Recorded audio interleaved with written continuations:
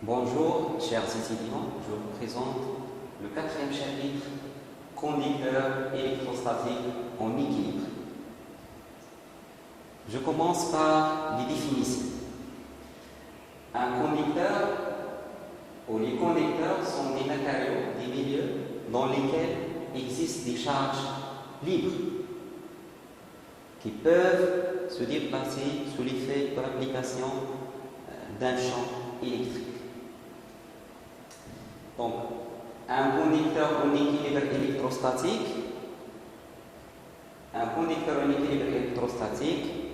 un conducteur tel que les charges sont immobiles. D'accord? C'est un conducteur qui possède des charges qui sont immobiles.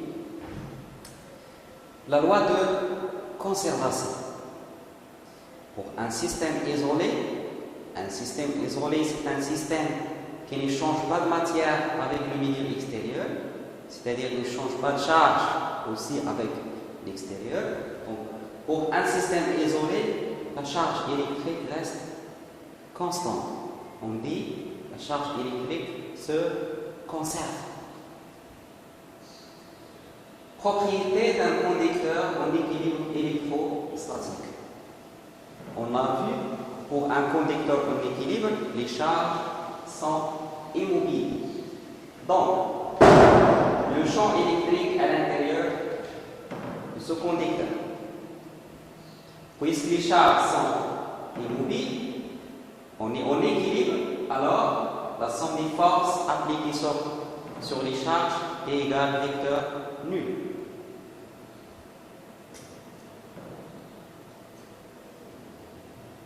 Et on connaît que E intérieur, le champ électrique égale la force divisée par la charge. Puisque la force est égale à vecteur nul, donc le champ électrique va aussi égal vecteur nul. Donc, le champ électrique à l'intérieur d'un conducteur est nul.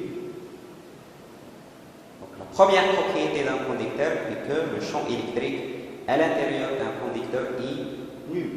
Deuxième propriété qui concerne le potentiel électrostatique. Le champ électrique égale moins grade V le potentiel. Donc le champ électrique à l'intérieur égale moins grade V intérieur. Puisque le champ électrique égale vecteur nul, donc grade V égale vecteur nul, ça veut dire que le potentiel V à l'intérieur égale à tout simplement une constante. Donc, deuxième propriété, pour un conducteur électrostatique en équilibre, le potentiel à l'intérieur est constant. Troisième propriété, donc potentiel est constant, ça veut dire que le volume ou le conducteur est un équipotentiel. Chaque point de ce conducteur possède le même potentiel. Troisième propriété qui concerne la distribution de charge. Donc, théorème de Gauss, forme locale, divergence E égale à ρ divisé par epsilon 0. Donc, divergence E intérieure égale à ρ intérieur divisé par epsilon 0. Puisque le champ électrique à l'intérieur est nul, donc divergence vecteur nul égale 0. Égale 0, ça veut dire que ρ intérieur égale aussi 0. Donc, la troisième propriété est que pour un conducteur en équilibre électrostatique, la densité des charges volumiques à l'intérieur est nulle, pas de charge volumique. Donc, où se répartissent les charges? Les charges, donc, sont des charges surfaciques. Des charges au niveau de la surface de notre conducteur.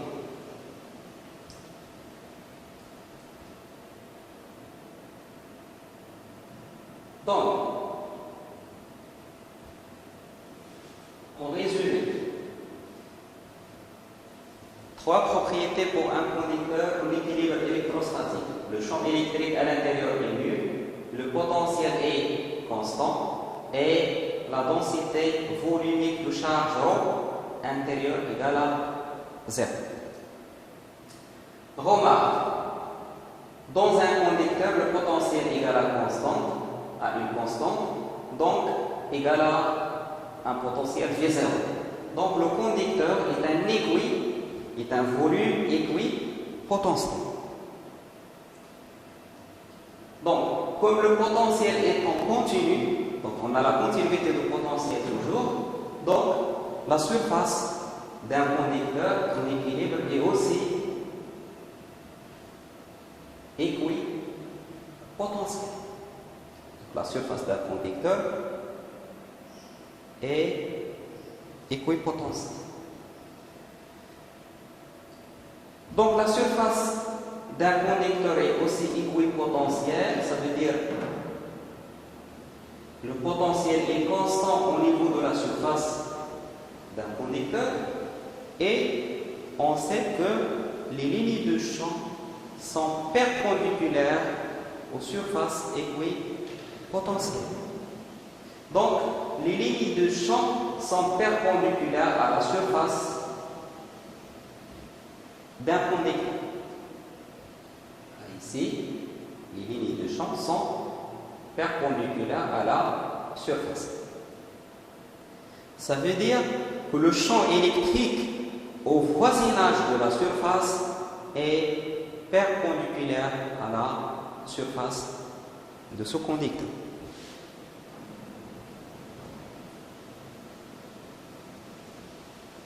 Donc, maintenant, le champ électrique au voisinage d'un conducteur chargé en équilibre, théorème de Coulomb. Donc, soit un conducteur chargé positivement par une densité surfacique sigma. Utilisons le théorème de Gauss pour calculer le champ électrique au voisinage de ce conducteur. Pour cela, choisissons une surface de Gauss convenable comme vous regardez sur la figure. Donc on a S, la surface d'un conducteur, et on choisit surface de Gauss, et c'est un cylindre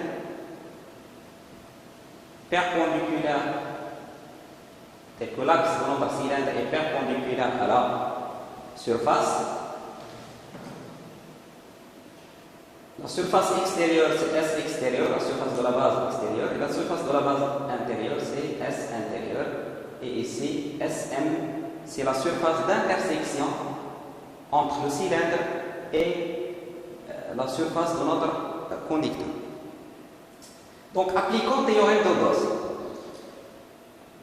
La surface qu'on a choisie, on a dit un cylindre fermé, tel que la surface S égale à S intérieur plus S extérieur plus la surface latérale. Le flux du champ électrique E à travers cette surface est donné par. Donc le flux va être égal le flux à travers la surface intérieure plus le flux à travers la surface extérieure plus le flux à travers la surface latérale. Le flux à travers la surface latérale, E, l'intégrale E scalaire ds latéral. ds latéral, c'est le vecteur porté par le vecteur unitaire ER. La normale à la surface latérale qui se dirige de l'intérieur vers l'extérieur, c'est le vecteur ER. Et le champ électrique, comme on a vu précédemment, qu'il est perpendiculaire à la surface. Donc, ici, suivant EZ. Donc, le champ électrique qui est suivant EZ, scalaire ds suivant ER, donc le résultat est le flux est nul. Parce que le champ électrique est perpendiculaire à la surface latérale. Le flux à travers la surface intérieure, c'est aussi nul. Pourquoi?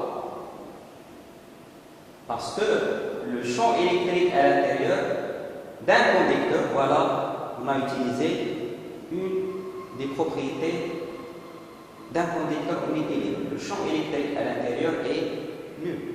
Donc, ce produit scalaire est aussi nul. Il ne reste que le flux à travers la surface extérieure S extérieure. Le flux à travers la surface extérieure, c'est l'intégrale E extérieure de S extérieur. C'est ds extérieur si suivant EZ, le vecteur perpendiculaire à la surface qui se dirige de l'intérieur vers l'extérieur de la surface suivant EZ, et E extérieur, le champ électrique au voisinage d'un conducteur est aussi suivant EZ parce que les limites de champ sont perpendiculaires à la surface équipotentielle, à la surface d'un conducteur.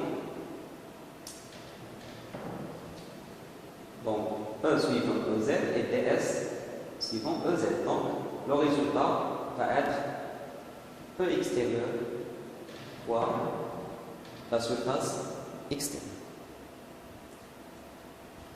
Les charges, la somme des charges à l'intérieur de la surface de Gauss maintenant. La somme des charges, c'est la partie d'intersection entre le cylindre et la surface de notre conducteur. Parce que les charges pour un conducteur se trouvent uniquement au niveau de la surface. Donc, la charge surfacique ici, c'est Q intérieur à la surface de Gauss égale double intégrale sigma ds. Donc, c'est sigma fois S. Appliquons le théorème de Gauss. Le flux à travers une surface fermée, c'est E fois S, E extérieur, S extérieur, égale à sigma Sm sur epsilon 0 qui représente Q intérieur divisé par epsilon 0. Donc S extérieur et Sm, la surface de la base, et ici, c'est la même surface. Donc, sont égales. Donc, on déduit que le champ électrique au voisinage d'un conducteur chargé, donc on peut simplifier S extérieur avec Sm, donc le champ électrique va être sigma sur epsilon 0. Donc, sigma sur epsilon 0, et pour la direction, on a montré que la direction est perpendiculaire à la surface d'un conducteur. Donc, comme résultat, l'extérieur est égal à sigma sur epsilon 0 suivant le vecteur normal M. C'est ce qu'on appelle théorème de Coulomb. Donc, le champ électrique au voisinage d'un conducteur tout simplement égal à sigma sur epsilon 0 suivant le vecteur normal. Donc, si le conducteur n'est pas chargé, ça veut dire sigma égale à 0, alors le champ électrique au voisinage d'un conducteur va être aussi égal à 0, inouï.